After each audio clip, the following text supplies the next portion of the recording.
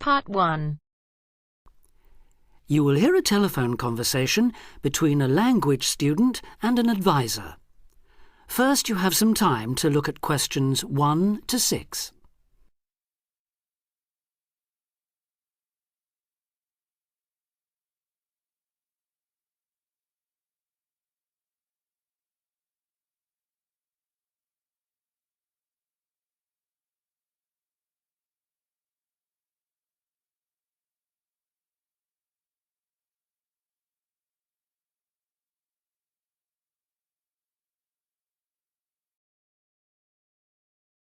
Now we shall begin.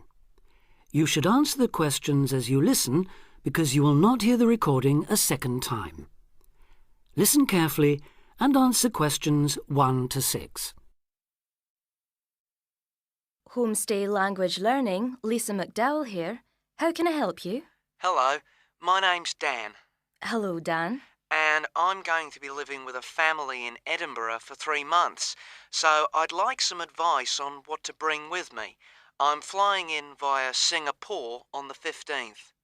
Right. Well, perhaps most important of all are your documents. Vaccination certificate, sponsor's letter, and the certifying letter from us for immigration.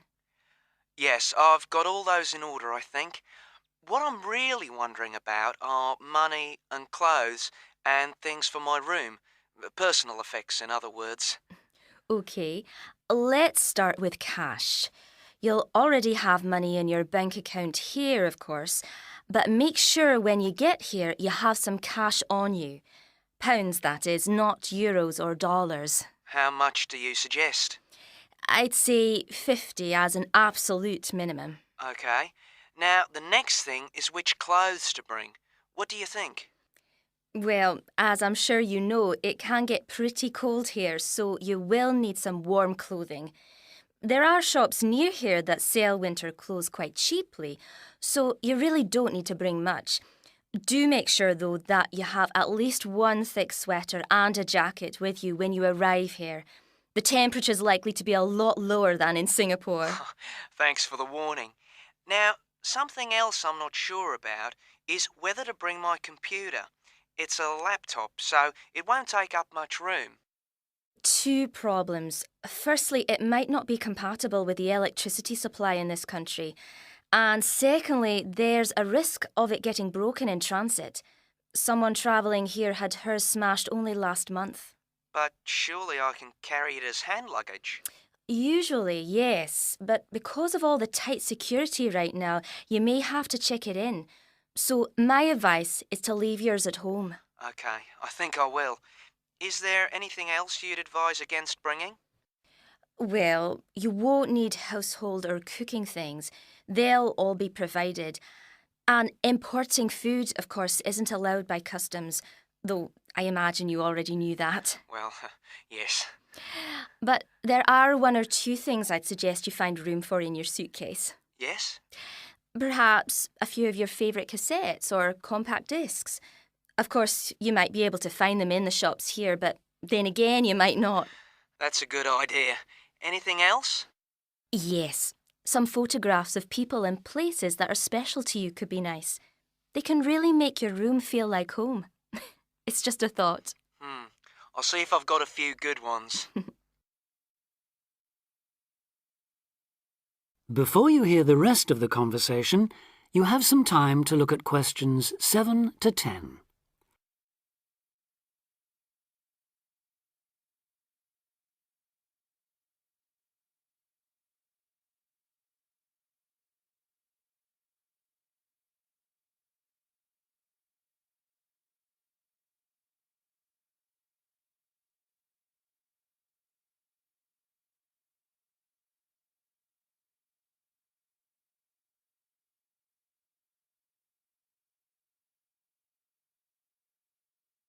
Now listen and answer questions 7 to 10. Just a few points about packing. Make sure all your cases are clearly labelled, in English, with your host family's name and address. Just in case they go missing on the way. It has been known to happen. What name do I write, by the way? It's Wark. Lewis and Amy Wark. So that's W-A-L-K? It's actually WARK. But we'll be posting full details to you later this week. Right, fine.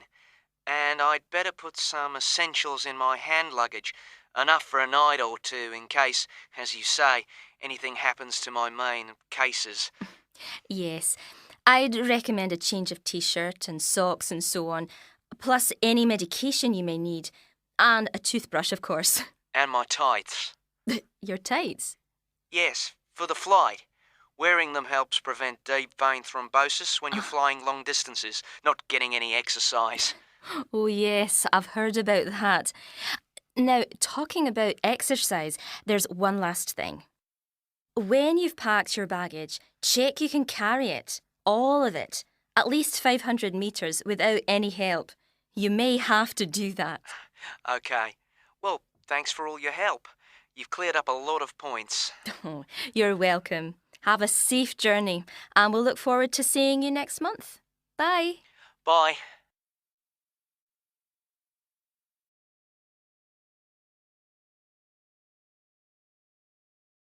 That is the end of part 1. You now have half a minute to check your answers.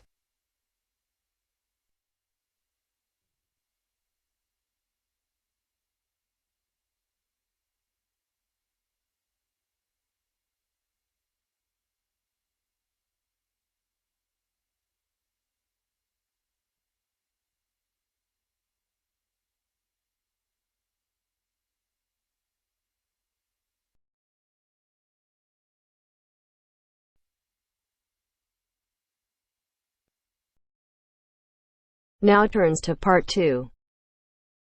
Part 2.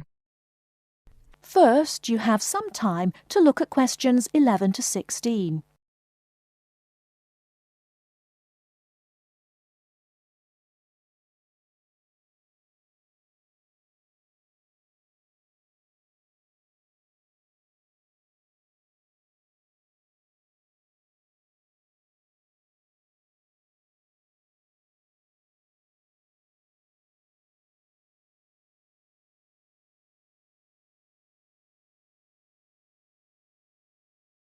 Now, listen carefully and answer questions 11 to 16. I'm here today with Helen Warner, who has been a vegetarian for many years and is going to talk a little about vegetarianism.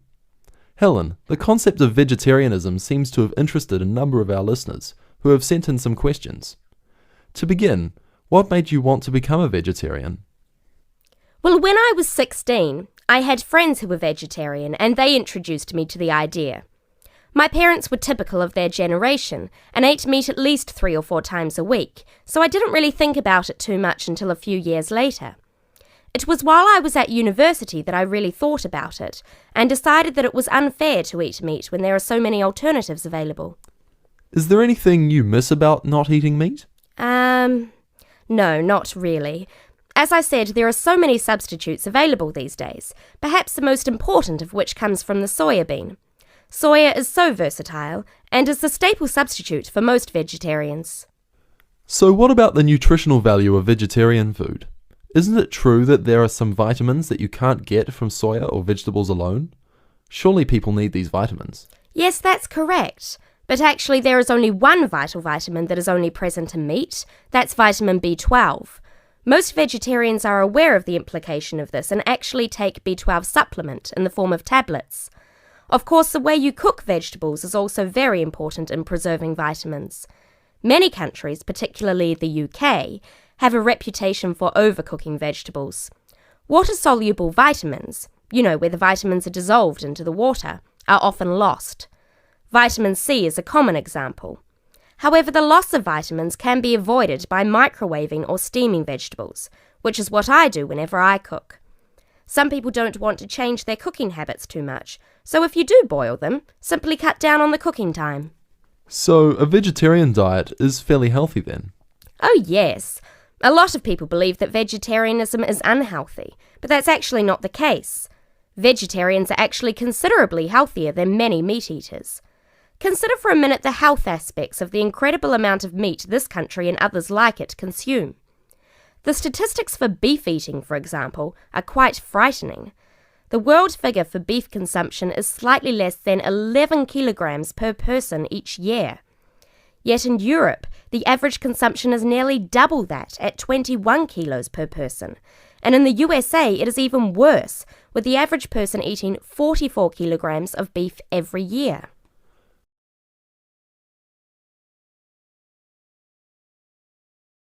Before you hear the rest of the talk, you have some time to look at questions 17 to 20.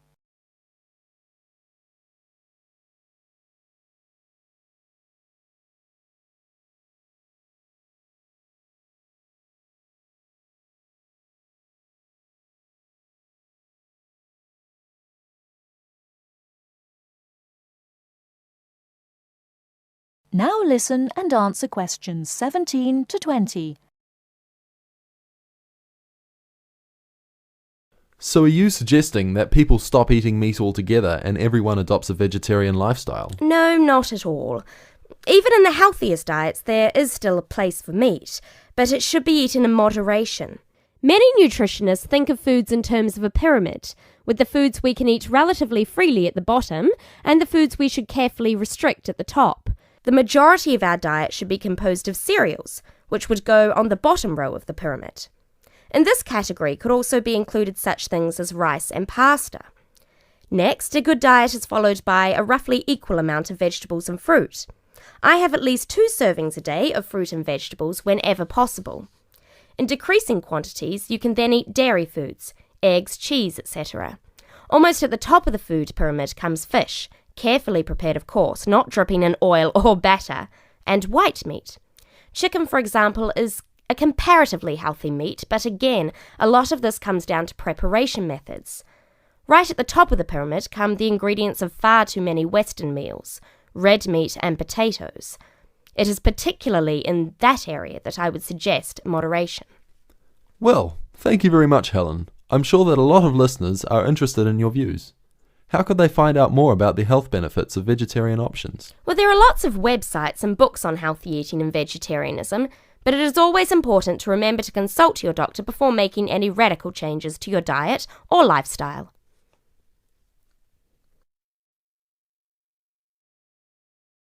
That is the end of part 2. You now have half a minute to check your answers.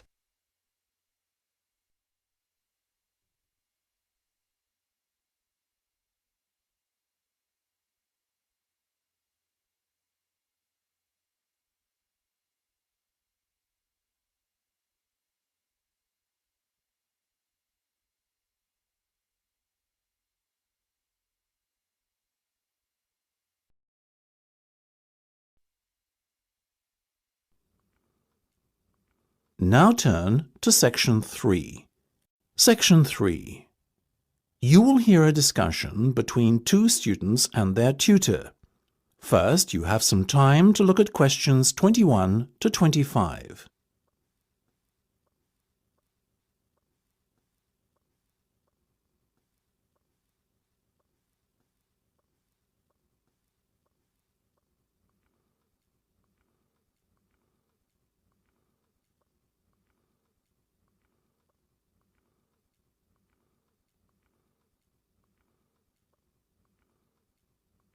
Now listen carefully and answer questions 21 to 25. Okay, guys. First off, well done. That was a very good presentation yesterday. Now I'm just going to ask you questions about it before I give you my feedback. That okay? Sure. Of course. Right. Well, in that case, tell me, Niall, why did you choose to talk about Rafael Nadal? To tell you the truth, I didn't. I think I'd better let Sheena handle this one. Sheena? Yes, it was my decision to pick Nadal. Now, that might be a strange choice for a presentation entitled Someone Who Inspired Me to Study Psychology, but... Yes, but I was going to say, it does seem rather an odd choice. Was it simply down to the fact that he's a sporting hero of yours and so a role model? You talk about him a lot, Sheena, so this much is clear. It's true. Nadal is someone I look up to, but my reasons for choosing him were totally professional. You see, I doubt perhaps in the history of tennis that there was ever a better match player than him, and that got me thinking, what is the secret to his success? How does he control his nerves so splendidly? The more we started to look into his background, the more I realised Sheena was right. Nadal was a perfect candidate for this study. He is, on so many levels, a very well-balanced character, and it was fascinating to gain an insight into the mind of this great champion over the last few weeks. I'll admit that I was at first somewhat unsure about whether or not I should back Sheena on this one, but it didn't take long for our research to put us at ease. So, while most of the students were researching Freud and other visionaries in the field of psychology and psychoanalysis, you were looking into a present-day sports star? Does that not strike you as a little odd? Of course, we knew it was a risk. After all, there was a danger that no one, least of all you, would take us seriously when we stood up on stage and started our presentation. That said, I think it is in the spirit of psychology to be inquisitive and adventurous and not just stick to the conventional. Otherwise, how would the field have come so far, as it has done already? Well, I must say, your risk certainly paid off. Yours was, without a shadow of a doubt, the most interesting and original presentation I saw. And judging by the reactions of the other students, I would have to say that everyone else was equally impressed. Thank you. I'm so glad you think so. Yes, but notwithstanding your excellent presentation content, we must remember that the marks for this project are awarded based on a number of criteria, and we'll examine those in a few minutes. But first, another question. Where did you find your sources? Well, and I don't quite know how we managed it, but we were able to secure a face-to-face interview with Nadal while he was over here for the Wimbledon Tennis Championship, so we weren't reliant on newspaper articles and interviews or any other forms of secondary sources. We did, however, find the library's sports archive an invaluable backup aid to help us fill in the gaps and piece together our interpretation of what makes Nadal such a mentally strong champion. Before you hear the rest of the discussion, you have some time to look at questions 26 to 30.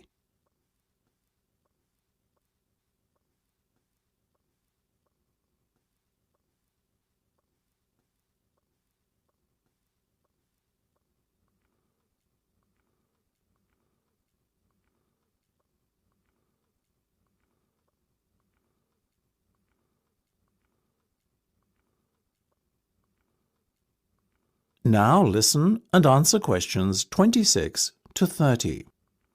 Okay, well, as I said, congratulations again for your excellent work. Now it's time for my feedback. The first area where marks were awarded is in your use of equipment. I felt that had you not been a little too reliant on the overhead projector, and had you, for example, used the interactive whiteboard and audio equipment a little more effectively, you would have received top marks in this section. As things stand, though, your use of equipment was still very satisfactory. It's just a shame as it was an opportunity missed to score full points. The next area I was asked to assess is content. As you might have guessed, I simply can't fault you on that. Highly original work, so well done. As for your timing, I felt that the two of you were a little too over-rehearsed, so the presentation felt, at times, a little robotic. That said, again, it was very satisfactory, and you would get full points for effort. Sadly, though, there is such a thing as trying too hard, and that cost you top marks here, I'm afraid. Oh, I see. Right. What was particularly impressive, though, was the thick handout you'd prepared for everyone. I took it home to read through it afterwards, and it was very well written. But not alone that, it also enhanced my experience of the presentation itself on the day, as I was able to refer to the handout for further information on what was being discussed and to answer any questions I had. Very nice. As for your level of interaction, Well, you had so much that you were intent on packing into your 20-minute time slot that sadly you run out of time at the end, which left no room whatsoever for interaction and no one had the chance to ask you any questions. You've probably guessed, therefore, that you did worse than average in this department, and unfortunately, your score will have to reflect this. Oh my goodness, everything sounded so positive at the start. That is a big disappointment. We worked so hard. Now, don't be so quick to get deflated. Remember, your presentation skills only count for 15% of the project grade. Your score in this assessment, even if it were terrible, would still not be enough to prevent you from getting top marks overall. It's very hard to score well in the presentation assessment anyway, so believe me, you both did reasonably well. Thank you. I wish I felt like that. Yes, your feedback was very constructive. We're just a little disappointed with ourselves. Why? That's the end of section 3. You have half a minute to check your answers.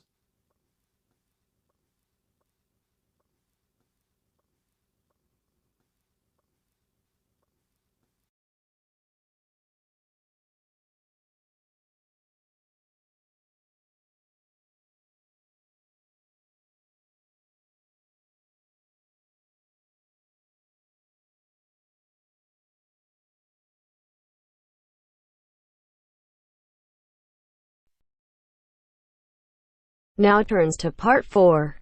Part 4. 9. Listen to the second part of our lecture.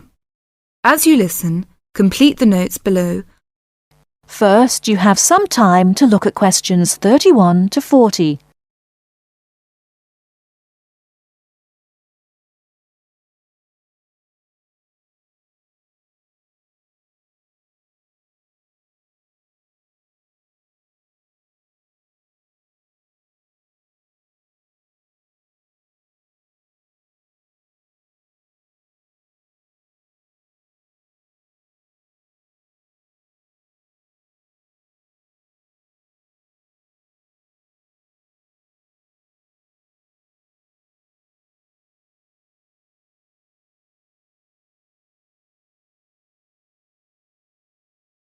Now listen carefully and answer questions 31 to 40.